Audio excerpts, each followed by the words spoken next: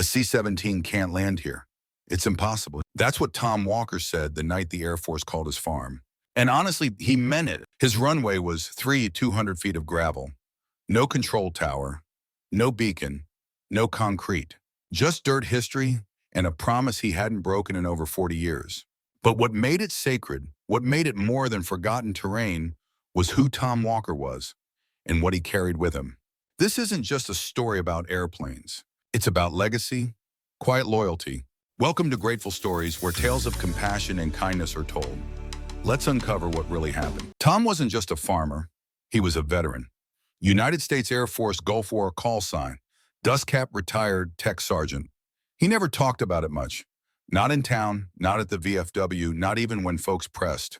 But every Memorial Day when others wore pins, Tom wore his silence. And sometimes, silence says more than medals ever could. His farm sat on the edge of Denton, Missouri, 80 acres of hard soil and harder winters. Passed down from his grandfather, Russell Walker, a World War II pilot who built the dirt airstrip in 1943 with a shovel, a compass, and a stubborn belief in civil defense. Tom's father, Mason, kept it going through the Cold War.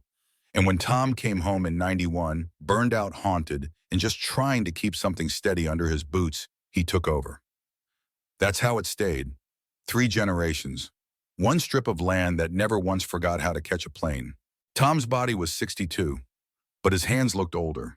Scarred knuckles, thick wrists, elbows that didn't straighten all the way. He walked with a slight limp. Nothing dramatic, just the kind you earn over time. He rose before sunrise, fed the animals, checked the fence line, then walked the runway with Scout, his old border collie, by his side. Always east to west, always quiet. And every few months, he'd rake the gravel back into place. Even though no one had landed there in years. Even though folks told him it was a waste of time. Even though the bank had started to hit him, sending red envelopes with plastic windows. "You ought to just lease it," someone said at Helen's Diner one morning. Heartland AgriCorp had been buying land all through the county, offered to pay Tom well above market value, enough to pay off the debt and still have something left. But there was a catch. They wanted to tear up the runway, more space for genetically modified corn. Tom didn't even blink. "No, just like that?" the man asked, confused Tom. Sipped his coffee. "I didn't survive war to sell off peace. That shut the table up really quick." The funny thing about dignity is, it doesn't announce itself, it just is. It shows up in the way a man wipes his boots before entering the barn, in how he stacks his firewood, in how he salutes an empty flagpole at dawn, even when no one's around to see it. Tom didn't own much, but he kept things. And keeping the airstrip that mattered more than anyone knew. The call came just past 8:00 p.m. The rain had started around dusk, heavy, slanting sideways, turning gravel into mush, and the sky into one long, unbroken bruise. Scout was already curled under the table, paws twitching at the sound of thunder. Tom had just poured a mug of black coffee when the landline rang. Yes, the landline, old beige, wired through the wall beside the pantry. He let it ring twice before answering. "Walker Farm. Mr. Walker, this is Colonel James Holloway with the Missouri Air Guard. Do you maintain a private runway?" Tom blinked. "Since 1943. "What's its condition?" Tom's voice dropped gravel. 3,200 feet. Well packed. No tower, no lights, just cleared brush. Yesterday, the line went quiet. Then came the words that would change everything. "We have a C-17 inbound, carrying emergency ECMO equipment. All nearby airports are weathered in." "The pilot requested your coordinates specifically?" "A C-17, Tom repeated. "Yes, sir, Colonel, that's impossible. Those need twice my length on concrete. In daylight, I understand your concern. But the commander knows your strip." "Who's the pilot?" "Captain Joshua Keller." And that stopped Tom cold. Because once upon a time, a long time ago, Josh Keller was just a lanky, 14-year-old kid with scraped-up knees and big dreams. He used to ride his bike 10 miles to watch Tom fly. He'd sit by the hangar for hours sketching aircraft in a spiral notebook. Tom taught him how to taxi, let him sit co-pilot on short runs, wrote his letter to the academy. And now that kid, he was asking to land a 100-ton aircraft on gravel in the middle of a storm because he still believed. Not in the land, but in the man who had shown him how to leave it. Tom's hand tightened around the receiver. "If he crashes, people could die. If that plane doesn't land, Holloway said softly, people will die. Then a pause, Captain Keller said, and I quote, Tom Walker's strip will hold. I learned to fly there. Tom didn't answer right away. He just looked at the rain, then down at Scout, then at the framed photo of his grandfather on the wall, the one with grease-smudged hands and a hammer in his back pocket. I'll light the runway, Tom said quietly. But you tell Keller, if he tears it up, I'll haunt his tail number to retirement. Tom didn't waste time. He went out to the barn, pulled the tarp off the old ammo crate, and dug out the emergency LED markers. Scout followed close ears down, tail low. The wind clawed at them as they worked. Tom planted each light by hand, staking them deep into the soaked gravel, one after another forming a narrow corridor of flickering hope. His truck headlights filled the far end. Scout stood guard at the fence line, rain dripping from her muzzle. Tom's coat was soaked through by the time he keyed the handheld radio. Walker stripped to inbound. C-17 runway is marked, surface is wet, but holding wind southwest 28 knots. Static, then a voice. Steady, familiar, copy. That Walker strip Ghost Rider 425 inbound. 5 minutes, Tom closed his eyes. God help us. Then he climbed into his truck, parked it at the northern edge and waited. I wasn't there, but I saw it on someone's phone later. Blurry, grainy, but you could hear the engines before you saw the lights. The roar was something primal. 4 turbofans shredding air and gravity all at once. Then the landing lights pierced the storm, and then the impossible. A C-17 descending onto gravel flaps, full rear wheels kissing down, just feet past Tom's marker. The aircraft skidded, bounced, roared against itself with reverse thrust. 3,000 feet never looked so short. Tom didn't breathe, neither did Scout, but the plane stopped. Right before the ditch, right before the edge. And then, silent, the Ghost Rider 425 down, safe, the radio crackled. Thanks for keeping the lights on. Oh, Tom exhaled once, then let his head fall against the steering wheel. You damn fool, he whispered. And he smiled just a little. That night, the barn became an emergency offload point. Josh Keller was the last one off the ramp. He looked different, older, broader, but the eyes were still the same. Tom, he said, smiling. Bet you never thought you'd see this bird land here. Tom crossed his arms. Bet you never thought I'd let it. They shook hands in silence. Old soldier. Young captain, same uniform. Different years, same mission. Always, there was a moment just after the roar of the engines faded when everything felt still. No thunder, no shouts, just rain tapping on metal. And the low sound of Tom Walker whispering something into the quiet so soft even Scout didn't lift her ears. The C-17 sat at the far end of the gravel strip, soaked in mist and moonlight. Its massive body looked out of place there like a whale resting in a shallow creek. But it had landed, and more than that, it had stopped. Tom stepped out of his truck and walked the length of the runway, boots sinking into the softening gravel flashlight beam, dancing over tire ruts and puddles. When he reached the aircraft, the rear cargo ramp was already lowering. Men in uniform moved with quiet urgency. Pallets of equipment rolled down steel rails, ventilators, ECMO machines, surgical supplies, every crate marked with red stencils and waterproof seals, critical care. One young tech explained, St. Louis Memorial's backup generators failed. They needed everything on board last night. Tom just nodded. He didn't ask questions, didn't need to. He knew what life looked like when it hung on the edge. Josh Keller stepped out of the aircraft about 10 minutes later, still wearing his headset flight suit soaked through, face streaked with rain, but smiling. That quiet, earned kind of smile. Still can't believe you said yes, he said, shaking Tom's hand. Tom raised an eyebrow. Still can't believe you didn't snap the landing gear in half. Josh laughed a little softer now. Sir, if I'm being honest, I didn't think we'd stop in time. You almost didn't, Tom replied. Scout turned away. Scout huffed from behind him like she knew her name had been mentioned. The two men stood together for a moment, letting the silence stretch. Then Josh looked out at the strip. You kept it in good shape, he said. I wasn't keeping it for the planes, Tom answered. I was keeping it for the promise. The crew moved quickly. By dawn, most of the equipment had been loaded onto trucks and was already en route to the hospital. Josh stayed behind to supervise the final load. That's when he brought up the second part.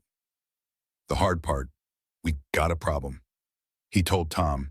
Getting in was tight, but getting back out. Tom's face hardened. You don't have enough room. Not unless we extend the strip, Orning folded his arms. How far? maybe 80 feet, maybe 100. Tom looked past the existing gravel toward the field beyond soybeans, his last crop of the season, planted on credit, meant to cover taxes, feed heat for winter. I can't give you concrete, Tom said, and I can't move the hill. I'm not asking for either, Josh said. Just that patch, past the ditch. Tom said nothing. His silence this time wasn't military. It was personal. By noon, the Air Guard had brought in their engineers. They surveyed the extension area, took soil readings, measured gradients. The ditch past the current runway would have to be filled, compacted, and stabilized all within 24 hours. It could be done. But it came at a cost. Tom stood on the edge of the field while they worked, watching the excavator tear into the soft ridge he'd shaped by hand back in April. He didn't say a word. Not when the first row of soybeans was crushed. Not when the ditch collapsed. Not even when someone from the crowd shouted, "That's a full acre going under." Because Tom already knew. Some crops grow back, but some moments don't. People started showing up. At first, just a few neighbors, then a reporter from the local station, then a Vietnam vet named Everett from the VFW post, who brought folding chairs and hot coffee for the crew. By mid-afternoon, the fence along County Road 7 was lined with pickup trucks and American flags. Nobody yelled. Nobody clapped. They just watched quiet reverent, as if they all understood something was happening that didn't need to be explained. General Raymond Mace arrived that evening. Air Mobility Command full-dress uniform, 3 stars. He stepped out of a dark SUV and offered his hand. "Mr. Walker, I read the dispatch this morning. I had to see the field with my own eyes." Tom nodded. "It's seen better days." The general looked at the plane still idle at the end of the gravel. "I doubt it's ever seen a better one." They stood in silence. Then General Mace turned toward the construction crews. "My team has authorization to offer federal support. Logistics, financial offset, legal protection." Tom raised an eyebrow. "And what do you want in return?" "A lease," the general replied. "For the strip, not the farm. Just the runway and 50 feet of margin." He hesitated. "And the right to designate this location as a certified emergency landing site for federal operations." Tom's jaw tensed, and then the general said something that changed the air between them. "You're a veteran," he said softly. Tom looked up. "Tech Sergeant U.S. Air Force, 87 to 91. You kept this place ready," Mace said. "Even when the world stopped looking, that's what we do," Tom answered. "We hold the line until someone needs it." The contract came the next day. Simple, straightforward. A government lease for the Airstrip, long-term renewable covering all back taxes and the current mortgage. In exchange, basic upgrades, annual maintenance, and permanent designation as a critical infrastructure site. Tom signed it at the kitchen table. Scout lay at his feet. No cameras, no ceremony. Just one man, a pen, and a promise finally kept. That afternoon, the C-17 prepared for takeoff. The extension was ready, filled, packed, graded by a military crew that worked through the night with headlamps and grit. Josh walked the strip with Tom one last time. "There's no margin for error," he said. "No overrun. We don't lift at the right mark." "You will," Tom said. Josh nodded. Then he reached into his flight jacket and handed Tom a patch. Black, worn but clean. A winged globe, a faded call sign. Tom turned it over. His own name was embroidered along the bottom. "From the first day I soloed," Josh said, "kept it inside my sleeve, thought maybe it ought to come home." Tom didn't answer. Just placed the patch gently into his shirt pocket. Right over his heart, at 6:12 p.m. the runway cleared. Crowds gathered behind the fence line, families, veterans, farmers, kids waving flags. The same people who'd watched the landing now stood to witness the departure. The sun was low, light golden wind still.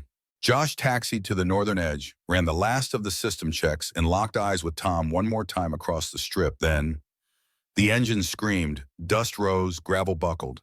The C-17 shot forward, tires clawing at the ground, speed building too slow, too late. The nose pitched, lifted wheels left earth. 100 tons of aircraft climbed into the sky, barely but enough. The crowd erupted, not loud but deep. A kind of joy that only comes when something impossible becomes real. Tom didn't cheer, didn't wave, just watched until the silhouette of the plane disappeared into the orange sky. Then he turned to Scout. "Still got it," he said. Scout barked once as if to say, "You always did." The C-17 disappeared into the sky like it had never touched the ground. The crowd slowly dispersed, some in silence, others with soft handshakes and quiet tears. Nobody wanted to break the spell, not yet. Something sacred had happened on that gravel strip, and everyone knew it. Tom stayed long after they left. He walked the full length of the runway again, slow and steady. The new section still smelled like turned earth and warm metal. Scout followed a step behind, ears alert, tails still.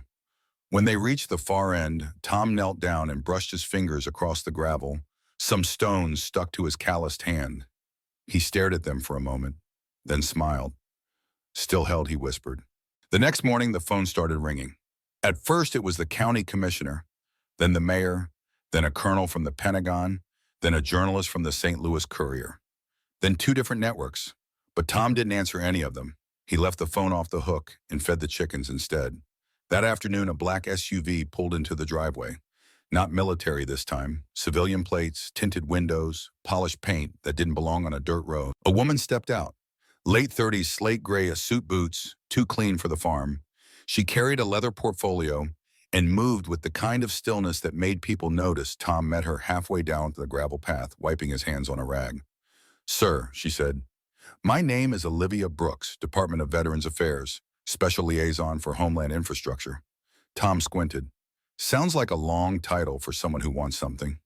Olivia smiled. "Actually, I came to offer something." They sat at the old picnic table beneath the oak tree out back. Scout rested beneath Tom's boots. Olivia placed a folder on the table. Didn't push it across, just let it rest there, like something fragile. "The Airstrip Coordination Division wants to partner with you," she explained. "What happened here has shifted policy discussions at the national level." Tom raised an eyebrow. "All I did was turn the lights on." She shook her head. "You kept them on for 20 years, even when no one asked. And when it mattered, they were ready." Olivia opened the folder. Inside, a drafted memorandum. It detailed a new program, Legacy Landing Sites Initiative. Tom's Airstrip would be the first official designation, government support, preservation grants. Most of all, she said, it means your story gets told and your field gets protected. Tom looked down at the pages, then up at the sky. Then he said something that caught her off guard. "I never kept the runway for planes." Olivia tilted her head. "Then why?" "For the people who'd need them someday," Tom said, "and the men who taught me to never close the gate." The news spread quickly. By Friday, a crew from a national broadcast station arrived to film a segment. Tom didn't want to speak on camera, but he did stand beside the runway while they rolled tape, arms folded. Scout at his side. The reporter called it the strip that saved a city. Tom called it just gravel and guts. He said it with a straight face, and it went viral. Within 2 weeks, the first upgrade crew arrived, not to change the runway, but to reinforce it without erasing its soul. Tom worked beside them, mixed concrete with his own shovel, adjusted the angle of the new marker lights himself. When a young technician tried to correct him, Tom said, "I was laying gravel when you were still laying Legos." The kid apologized, then asked if he could stay and help longer. A month later, the town held a ceremony. Simple, small town, nothing flashy. The mayor read a statement. The sheriff gave Tom a handmade plaque. A high school choir sang "God Bless America," but it was the crowd that made it real. Dozens of veterans lined the fence, some in uniform, some in ball caps, some with canes, all standing straight, farmers in clean boots, mothers with children on their hips, even a few folks from out-of-state ones who had only heard the story and felt they needed to come. Josh Keller returned too. This time not in a flight suit, but jeans and a jacket, standing quietly near the back. After the song, he stepped forward, reached into his pocket, and handed Tom a folded photo. It was old. Weathered Tom and a teenage Josh standing in front of a rusted Cessna, both squinting in the sun, a single handwritten caption on the back. "The first time I touched sky." Tom didn't say anything, just nodded. Then carefully slipped the photo into his jacket over the same pocket where he still kept Josh's flight patch. That night back at the house, Tom sat in the barn. No lights, just the sound of crickets and the hum of night settling over the fields. He pulled out a small wooden box from the cabinet. Inside it, his own medals. Bronze Star, Good Conduct. Service pins from Desert Shield and Desert Storm. He hadn't opened it in years, not out of shame, just out of choice. He looked at them for a long time, then gently closed the lid again and placed the photo of him and Josh right on top. People kept coming, some to visit, some to ask for advice, some just to say thank you. Tom handled them all the same kind, short and direct. He never sought attention, but he respected sincerity. One afternoon, a young Air Force cadet showed up. Nervous jacket, too new, salute too crisp, he said. Sir, I just wanted to stand where it happened. Tom handed him a rake, then helped keep it clear. Anderson Field got its new sign 2 months later. Black letters on white steel. Anderson Field Est, 1943, maintained in honor by TSG Thomas Walker. USAF, read below it in a smaller script. For those who kept the lights on, Tom stood beside it while they bolted it to the post. Didn't smile, but he did nod once. Then walked the full length of the strip, dragging the rake behind him. Scout trailing as always. When he reached the end, he turned around and did it again. By winter, the story had reached national circles. The Department of Defense issued a formal commendation. The Air Force requested permission to train small unit landings there. Tom agreed, but only on one condition. They land quiet, they land clean, and they don't touch the gravel without gloves. They agreed around Christmas. Tom received one more letter. It came in a plain envelope with a Department of Defense seal. Inside, a personal note from the Secretary of the Air Force. One line stood out. We don't always remember the ones who hold the line, but when we do, it's because men like you refuse to let it fall. Tom read it once, then pinned it inside the barn next to the old photo and Josh's patch. That wall wasn't for memories, it was for reminders.